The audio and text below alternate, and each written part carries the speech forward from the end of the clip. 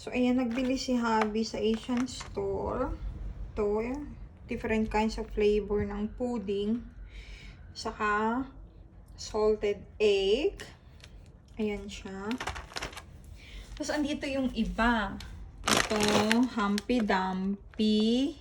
Yan. Dalawa nito. Tapos, berry nuts. Dalawa din.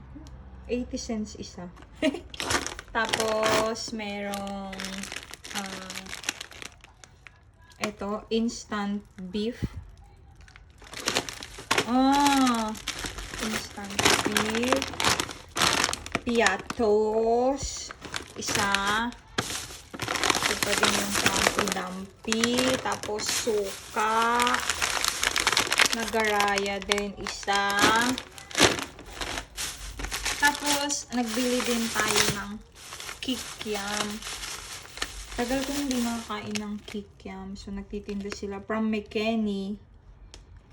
Kikiam. Ang masarap.